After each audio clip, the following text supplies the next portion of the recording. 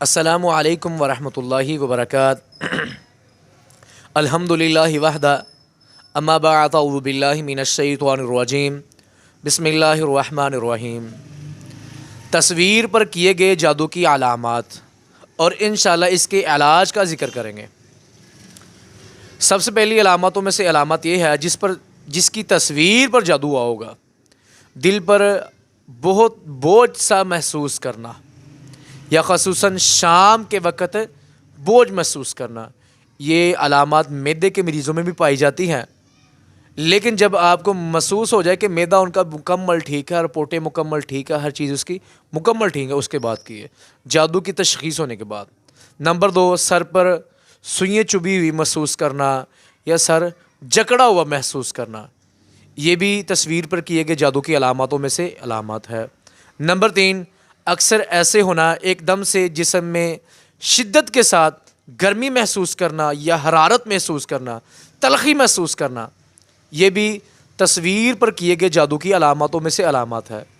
شدت محسوس کرنا، گرمی محسوس کرنا، تلخی محسوس کرنا، اس کا دل گھبرائے گا، گھر سے باہر بھاگنے کو دل کرے گا۔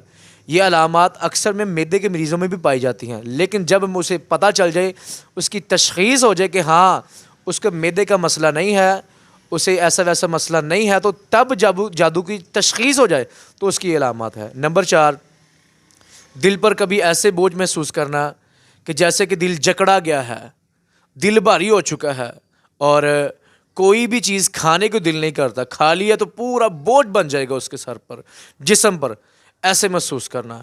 یہ علامات اکثر جسمانی بیماریوں میں بھی پائی جاتی ہیں، لیکن میں پھر بتا رہا ہوں کہ جب اس کی تشخیص ہو جائے کہ ہاں اس پر بیماری کوئی نہیں ہے، اس کی رپورٹیں مکمل ٹھیک ہیں، اس کے بعد یہ علامات ہیں۔ اب ہم نے اس کا کرنا ہے علاج۔ علاج کیسے کرنا ہے؟ قرآن اور حدیث سے، اور ہر ویڈیو میں میرا یہ پیغام ہوتا ہے، کوئی بھی وظیفہ کرنے سے پہلے، کوئی بھی علاج کرنے سے پہلے اپنے دل کو صاف کر لیں، اپنی نیت کو صاف کر لیں، اپنی زبان کو پاک کر لیں۔ مثلاً کہ سب سے پہلے دل کیسے صاف ہوگا، جسم کیسے صاف ہوگا؟ اگر آپ کا کوئی لین دین سود پر ہے، آپ کے معاملاتوں میں، رزق میں، کوئی کاروبار میں سودی کام ہے، تو اس سے جان چھڑوا لیں۔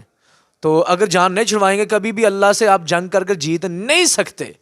نمبر 2، اگر کسی کے آپ کے دل میں کسی کے لیے برائی ہے، نفرت بھری پڑی ہے کہ ہاں اسے میں یہ کر دوں گا، وہ کر دوں گا، کتورت بڑی پڑی ہے، تو اسے صاف کر لیں۔ ہاں کوئی معاملے ایسے ہو جاتے ہیں تو آپ کو کسی نے ایسا اتنا ظلم کر دیا ہے، وہ آپ کو یاد نہیں بھولتا اس معاملے میں کہ اس نے مجھ پر اتنا ظلم کیا تھا اور مجھ پہ ایسے مسلط ہو گئے، اس کے معاملاتوں کو اللہ پر چھوڑ دیا کریں، انشاءاللہ اللہ تعالیٰ بہترین فیصلے کرنے والا۔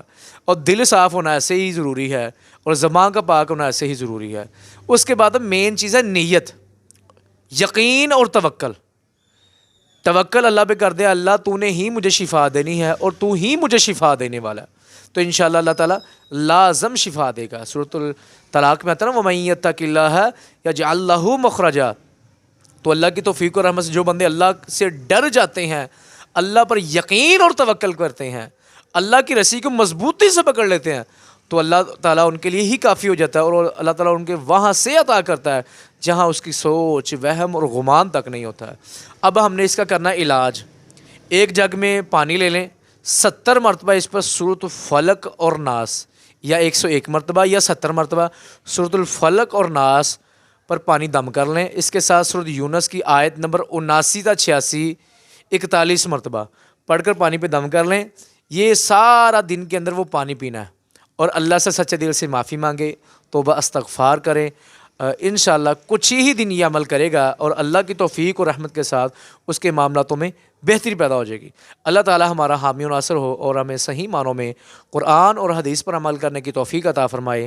السلام علیکم ورحمۃ اللہ وبرکاتہ۔